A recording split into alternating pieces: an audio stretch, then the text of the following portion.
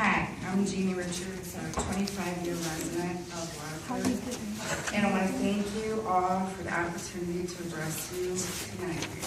Supervisor Gary Wells, Chief McCaw, Lieutenant Malone, I want to personally thank you for my recent efforts to bring awareness to our community and our leaders about the heroin crisis, which is ravaging our town, has been met with valued cooperation and support on your behalf. Your immediate response and sincere concern to me in the weeks prior to now are appreciated very much. Tonight, I do not come to you as an individual. I come to you as a large group of very concerned citizens who are overwhelmed with grief and confusion at the high number of deaths related to opiate heroin use in our community. Some might say, heroin? Not here, no. It's only bums under the bridges in the cities. More and more data is becoming available on the overwhelming increase in heroin use in the suburbs. What's more startling is that among young adults and teens, heroin use is out of control in our community, and no one's doing anything about it. We are here tonight to let you know this is the face of addiction. And believe me, for every one person that made it here tonight, there were 20 more that could not. The impact heroin is not only seen in our families, but also in the workplace, our healthcare system, our courts, jails, our parks, and our schools. Every aspect of our community is affected by this. And we have a problem. Combating this problem is going to require more resources than are currently available. We come to you to ask for your continued support and cooperation in our efforts to raise awareness of this problem. Prescription drugs, opiates, are leading to heroin deaths on an epidemic level in our community. We know it's everywhere, but we don't care about everywhere. We just care about Waterford. We ask for your support to reduce the stigma and change the face of addiction. Starting tonight, as we, myself and these people here tonight, we are stepping out of the shadows of a very tender subject that not too many people want to talk about. And we want that to change. We ask that better support and treatment programs be accessible to those affected by the drug addiction in our community. We ask for the ability to educate our community about the dangers of prescription drug abuse and its potential to lead to heroin followed by death. So how can you help us do that? I got a little list here. First of all, please support our efforts as we open a chapter of Families Against Narcotics that will encompass all of Oakland County. We will be recognized as Waterford, Oakland County Families Against Narcotics. Second thing, volunteer to be on our advisory board. I need you. I need someone, everyone, leaders in our community. It will take 1 hour of your time once a month, and there will be no money involved. I'm not asking for money. I'm asking for you to come to a meeting once a month, an advisory meeting. Third thing, allow us some space somewhere in the township facilities, the buildings, to hold our meetings once a month. It's not very easy to get people to open their doors when you bring up heroin. Businesses don't like the stigma names that might be associated with it, whatever. We're here to tell you tonight, we want that to change. We want your help, and we need it because we're just getting started. We don't have any money. We haven't had our first fundraiser yet because we're trying to become a legal, nonprofit organization that can be recognized and worked with on an ongoing basis in our community. We know that we have Channel 20, the municipal channel, and we would like you to consider allowing us to advertise on Channel 20 our meeting dates, our events, for free. Right now, we don't have any money. We're not asking for help forever, but just until we can get started. Allow us to run a 30-minute drug awareness education local resource video. And that's a lot, but to make it short and direct to the point, I've watched the Municipal 20 channel and I see the types of things that go on, for 30 minutes, poetry or this or whatever. We would like to put together a video of awareness, education, and resources available so that when people are sitting home, they don't have a phone or they're not on the computer, they have TVs in a lot of cases. And they will, at some point in time, come across the channel, because we all do, and we look and see what's on there.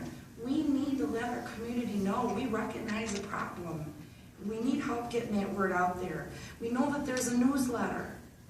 We would like you to consider letting us advertise our meeting days, times, and events in your newsletter. Allow us to be a link. Somehow put our dates and times, events on the Facebook page that belongs to Waterford. There's a calendar, Waterford Community Calendar. You'd like to be able to post our dates and times for our meetings and our events on that calendar for like a regional where people can say, I know they're having a fundraiser, but I can't remember what it is. Go to the Waterford calendar and find us. And lastly, there's a lot more things, but I'm just going to start there tonight. I think that's enough.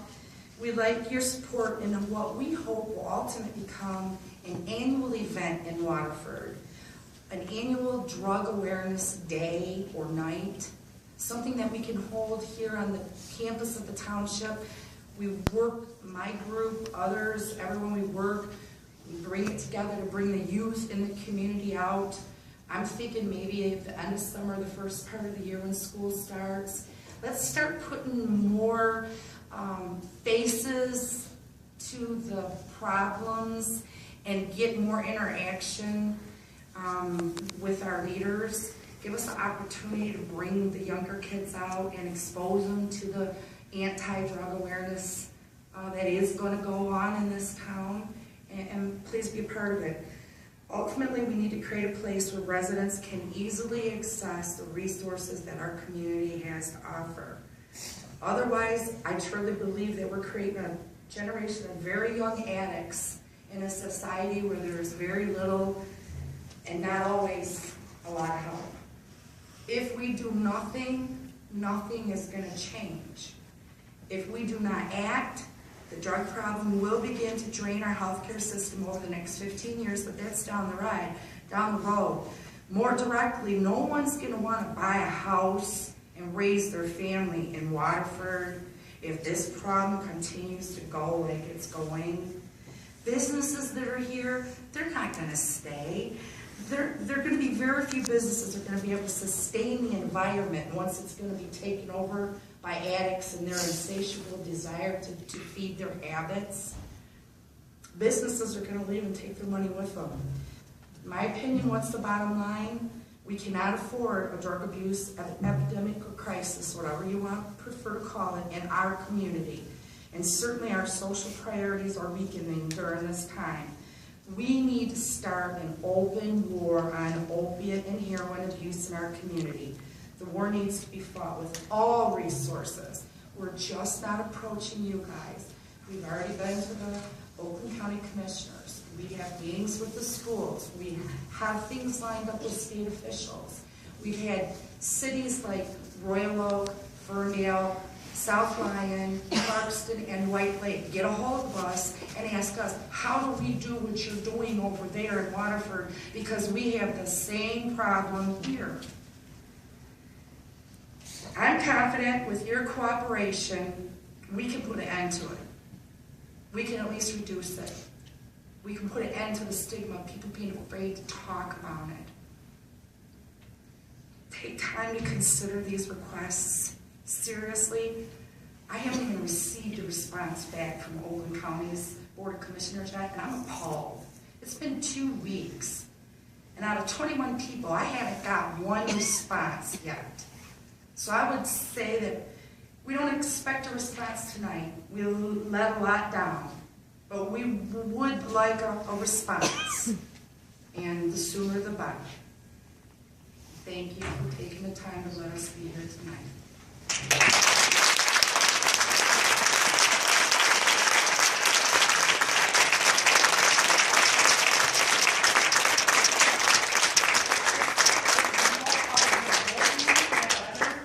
Here's information on how I and my group can reach.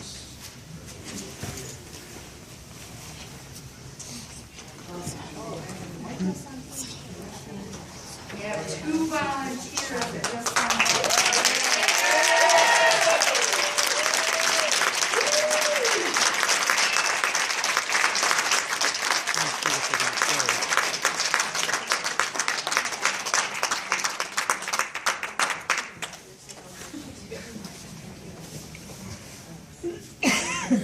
suggestions. I think you should get a hold of Media Network and do your filming over there. I think they'd be more than happy. That's all free. You can advertise on Media Network. Media Network over at Scott Lake Road. Janet Christian was in here. Yes. Jan's still might here. be able to help back there. Media Network, you can do a video with them. It's all free. You guys can do it yourself. Get a hold of me in the morning and I'll get you the contact information for her, okay? Now, whether the people in the audience are aware of it or not, you have one of the biggest anti-drug advocates in our 51st District Court system and probably in the Midwest.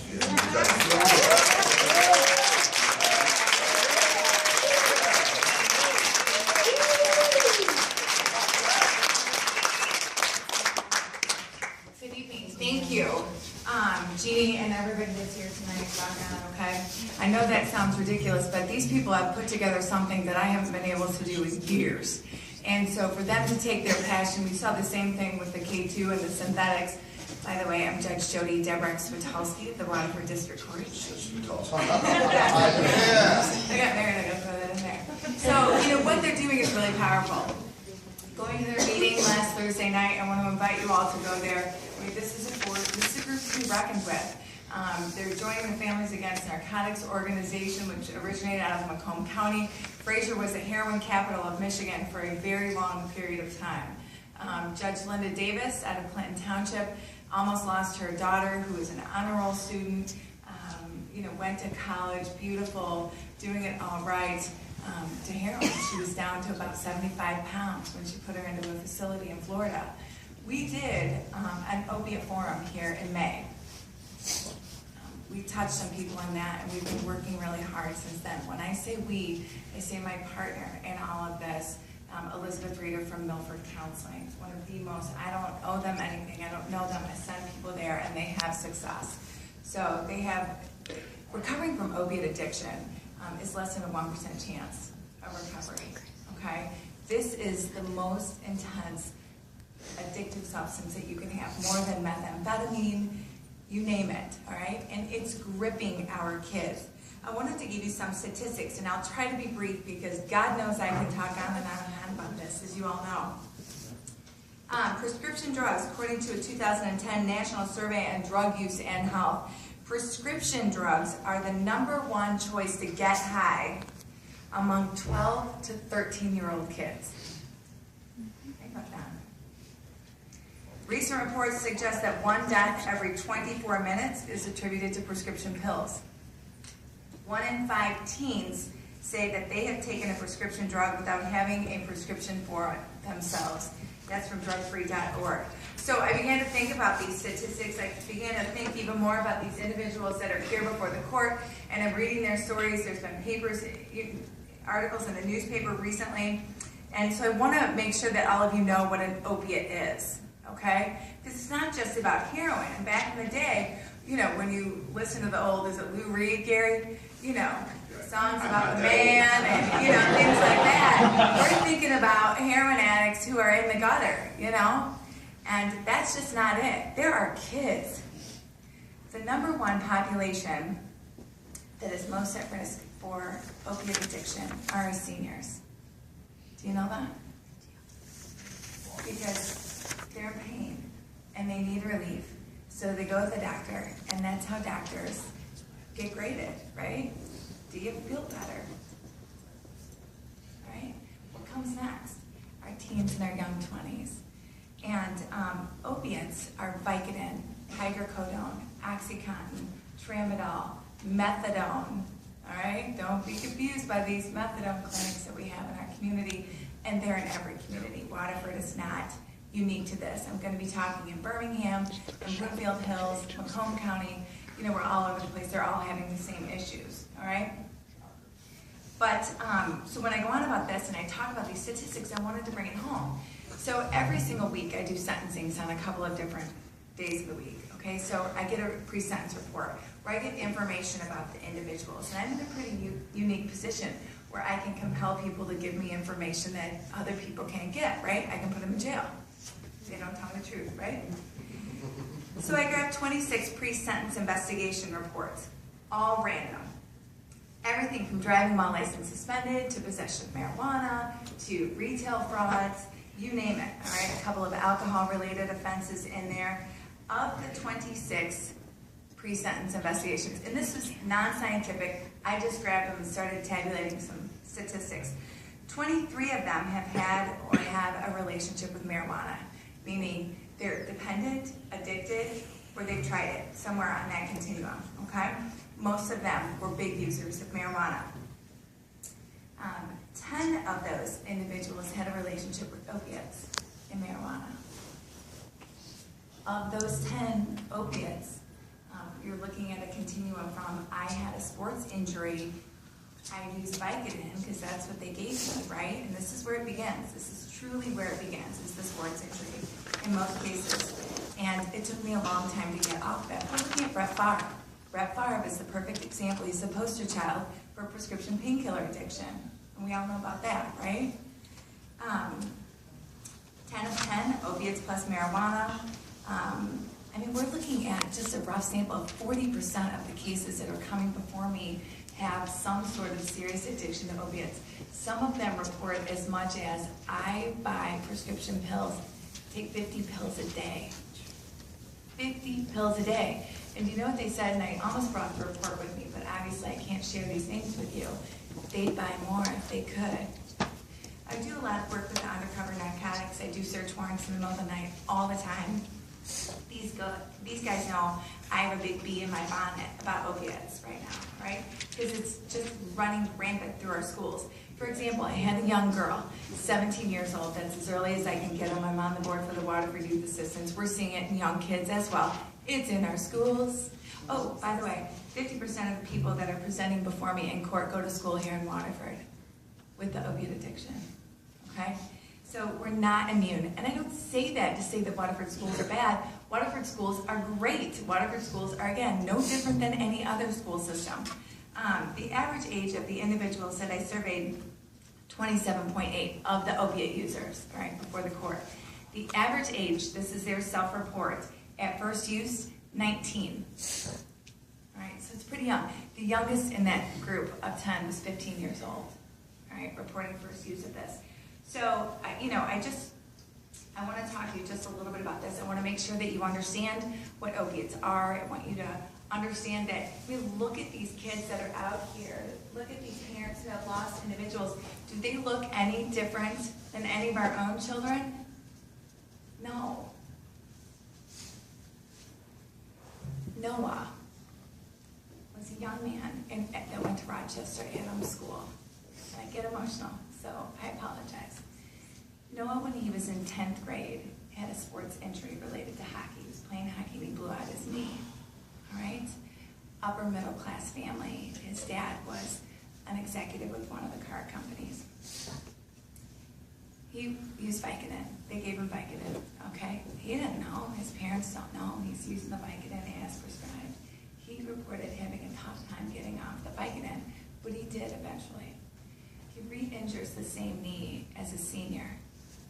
This time he couldn't do it. He couldn't get off the bike again. So he started losing a prescription. And this is one thing, parents, that we really need to look for, and I talk to the people that are listening to this. Your kids are gonna come back and say, I lost the prescription. That's so that they can get another script, and doctors are writing the scripts because, I'm gonna say it, they get kickbacks for writing these scripts. The pharmaceutical industry is pushing hard on this. And so his parents worked, and they prayed, and they put him inpatient, and they put him in another inpatient, and he would disappear for days and weeks on end. And the heroin addicts do the nod. One time he fell asleep, he passed out right in his supper. And they didn't know what to do, and they were at their wit's end. And Noah was clean then for about 8 months when he went out. And he stuck the needle in his arm and he killed him instantly. Noah was a straight A student. These families were, you know, what you see when you talk about the nuclear family. The mom, the dad, the kids, they were intact. They had a dog and a white picket fence. Even if you're not, I just want to reach out to everyone. I am going to ask you again to help support Brian's Hope. If you want more information or you need more information, you all know that I'll talk about this. I've got so much more. I just want to talk about as parents so that you know what to look for with these symptoms. It runs the gamut, right? These are flu-like symptoms. When kids and people that are addicted to opiates, okay, and so it starts with the prescription pain pills, then they start shopping, then they start doctor shopping, then they start coming over, you know, I'm going over to Miss Juliet's house tonight, I'm gonna play with her kids. May I use your restroom, Miss Juliet? Sure, Billy. Well, Billy goes in and he looks for your leftover prescription pills. So when Waterford Youth Assistance has the prescription pill drug drop-off, bring your pills in, all right? Because they're selling them, and Chief McCall can certainly tell you even more about that. They're drowsy, they're nodding. When you take an opiate, it's a depressant. So it escalates. Your skin, your temperature skyrockets. That's why you see a lot of them hardly wearing any clothes, okay? They're hot, their skin is burning up. So they're lazy, they're tired, they're depressed. What does that sound like? Any teenager? Right? You know, every teenager, I hear someone say. So, I mean, you get where I'm going with this. Elizabeth Reeder and I from Milford Counseling we work very closely with FAN. We will be supporting the FAN organization here in Waterford and in Oakland County. It's a tremendous time for us all to get on board here. I'm going to ask John Silveri to let us into the schools again as well. We did it with K2. These kids need to know.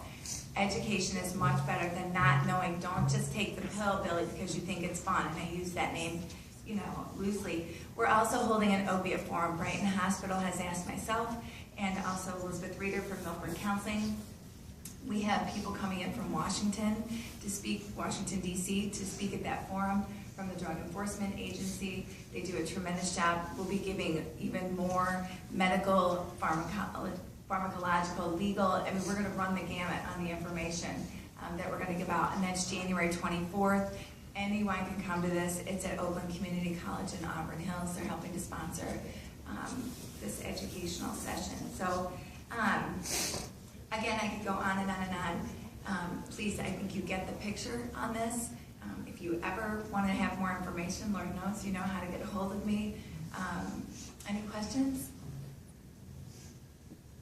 Ms. Brown?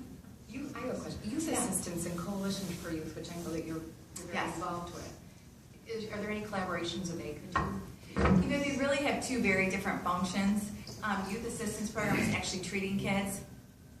A lot of times it's the kids that come out of Children's Village or parent referrals or diversion programs to the juvenile center, whereas the coalition is more about community outreach.